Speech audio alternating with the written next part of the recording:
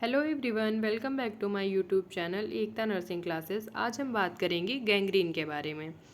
Basically gangrene क्या है और कैसे होता है ये जानेंगे। Introduction of gangrene. Gangrene is death of body tissue due to a lack of blood flow और अ सीरियस बैक्टीरियल इन्फेक्शन।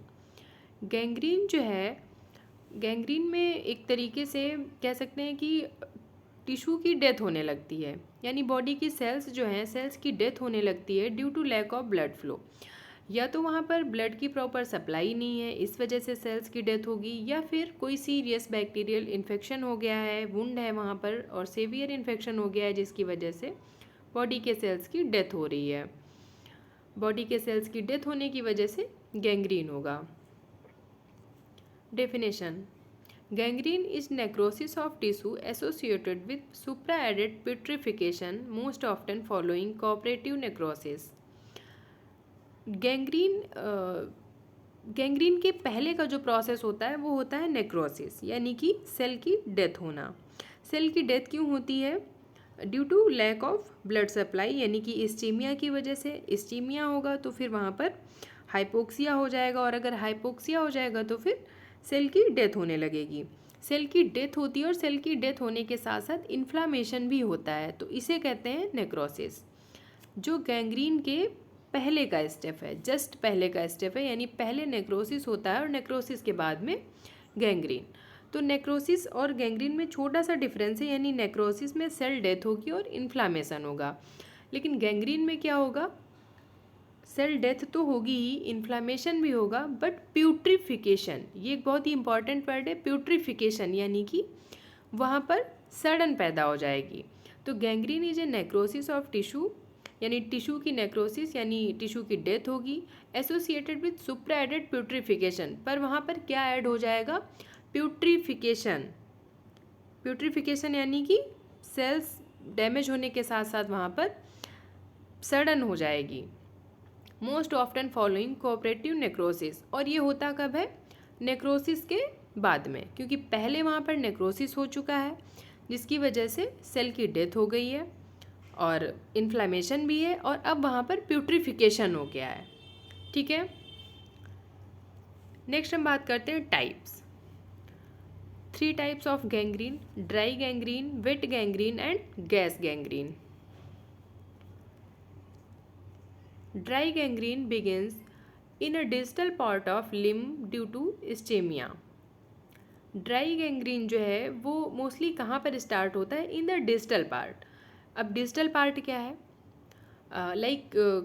जो एक बॉडी स्ट्रक्चर होता है, मिड में आपका हार्ट होता है, यानी उसे सेंटर बोलते हैं, मिड, और वहाँ से देखते हैं जो दूर के लिम्ब होते हैं, यानी कि डिस्टल पार्ट, जो दूर दूर के एरिया होते हैं, जैसे कि हाथ है, फिंगर्स हो गए, पैर में टॉय हो गए, तो ये इनको बोलते हैं डिस्टल पार्ट। तो यहाँ पर इस्चीमिया की वजह से हो रहा है, मतलब डिस्टल पार्ट में इस्चीमिया हो गया, क्योंकि जो बॉडी का दूर का जो पार्ट है वहाँ पर ब्लड फ्लो होने में थोड़ा सा टाइम लगता है, और लोअर लिम्ब में यानी पेरीफेरल एरियाज़ में आर्टरीज जो होती हैं वो थोड़ा सा नैरो होती हैं, इस वजह से ब्लड फ्लो प्रॉपर नहीं हो पाता है।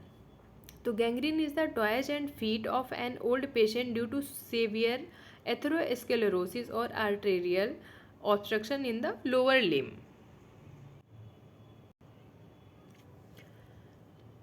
तो एथेरोस्क्लेरोसिस ये एक मेडिकल टर्म है।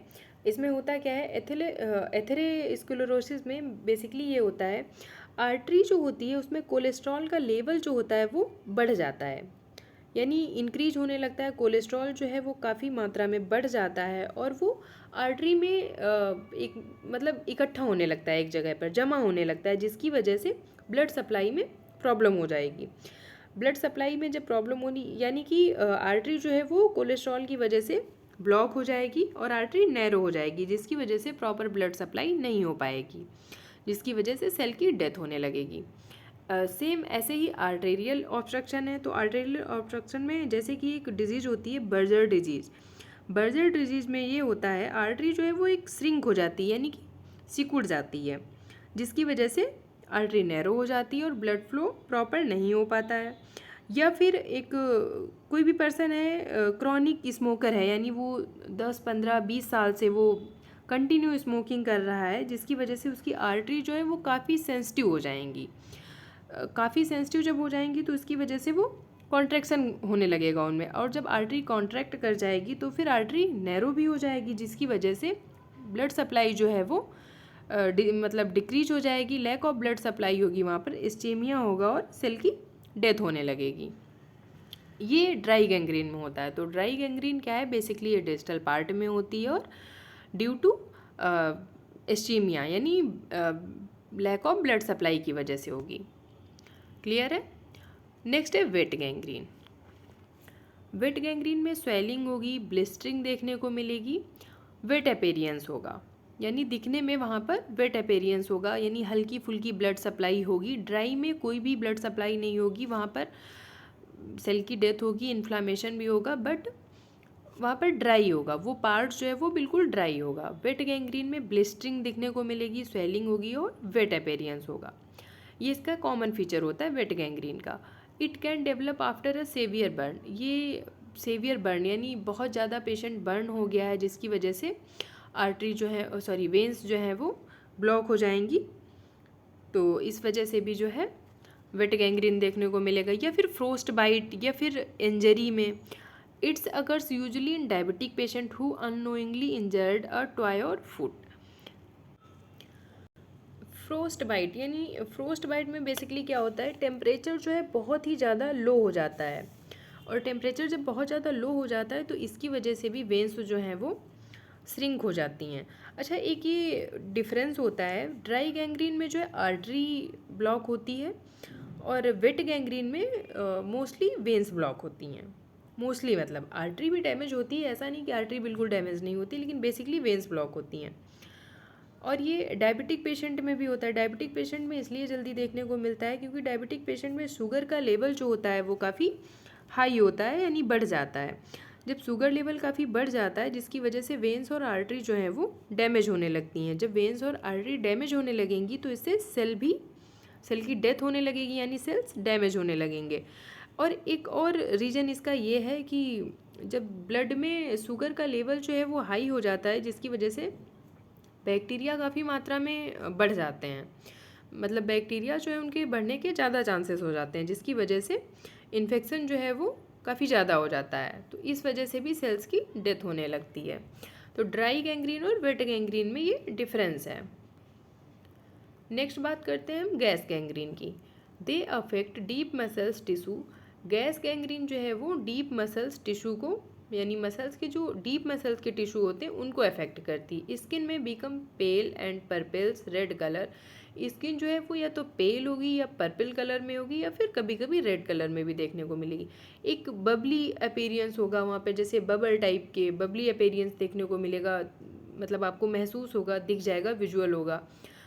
Gas gangrene is usually caused by infection with the bacterium Clostridium. Gas gangrene जो है वो भी बैक्टीरिया से ही होती है, बट होता क्या है गैस गैंग्रीन में जो क्लॉस्ट्रीडियम बैक्टीरिया होता है वो गैस को, मतलब गैस वहाँ पर क्रिएट करता है। इन्फेक्शन तो होगा ही, लेकिन वो क्या करेगा, वो बैक्टीरिया जो है वहाँ पर गैस को बनाएगा, जिसकी वजह से सेल्स की डेथ होगी। जैसे कि पेशेंट को ट्रॉमा हो गया मान लीजिए, और ट्रॉमा हो गया, वहाँ पर वुंड इंजरी हो गई, तो वहाँ पर किसी भी वजह से, डस्ट की वजह से या किसी भी वजह से क्लॉस्ट्रीडियम जो है वो एंटर कर गया और वो जा कर के गैस को वहाँ पे क्रिएट करने लगा, मतलब कॉज करने लगा, इस वजह से सेल्स की डेथ होने लगेगी। तो इस तरह से गैस गैंग्रीन होता है। नेक्स्ट है कॉजेस। कॉजेस में पहला कॉज है इन्फेक्शन। इन्फेक्शन की वजह से गैंग्रीन होता है। इंजरी हो गई, बहुत ज़्यादा इंजरी हो गई और सेवियर इन्फेक्शन हो गया, बहुत ज़्यादा इन्फेक्शन हो गया वहाँ पर, जिसकी वजह से सेल्स की टिश्यू की डेथ होने लगी, तो भी गैंग्रीन हो जाएगा। या फिर टाइट बैंडेज या प्लास्टर। टाइटली बैंडेज है या प्लास्टर लगा हुआ है और ब्लड का सप्लाई जो है वो प्रॉपर नहीं हो पा रहा है, जिसकी वजह से सेल्स की डेथ होने लगेगी, यानी ड्यू टू इस्चेमिया, और गैंग्रीन जो है वो कॉज हो जाएगा। हीट या कोल्ड, बहुत ज़्यादा हाई टेम्परेचर है या बहुत ही ज़्यादा लो टेम्परेचर है, यानी माइनस में टेम्परेचर या फिर बहुत ज़्यादा हाई टेम्परेचर है, उस कंडीशन में बेसिकली होता ये है कि वेन्स जो होती हैं वो श्रिंक होने लगती हैं, आर्टरी जो है वो श्रिंक होने लगती है, जिसकी वजह से नैरो हो जाती हैं और ब्लड सप्लाई जो है वो प्रॉपर नहीं हो पाती है, इस वजह से सेल की डेथ होने लगती है।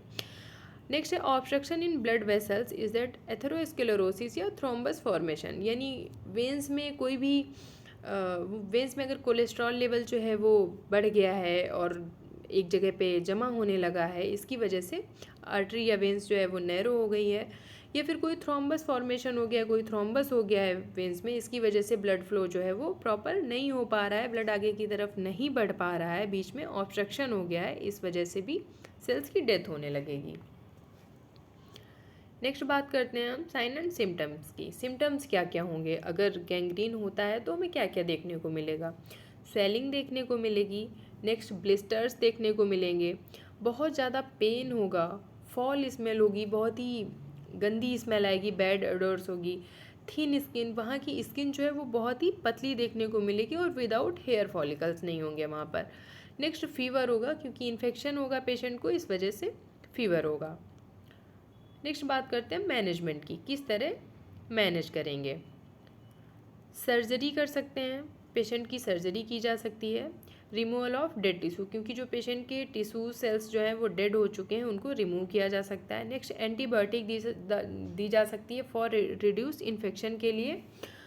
नेक्स्ट है vasodilator to maintain circulation, patient की आर्टरी और वेन्स जो हैं वो श्रिंक हो रही हैं, जिसकी वजह से प्रॉपर ब्लड फ्लो नहीं हो पा रहा है, तो वेसोडाइलेटर देंगे जिससे ब्लड सप्लाई जो है वो प्रॉपर हो जाएगी।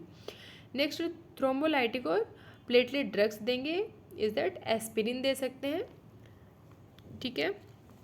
नेक्स्ट बात करते हैं प्रिवेंशन की, किस तरह पेशेंट को प्रिवेंट कर सकते हैं। Don't use tobacco,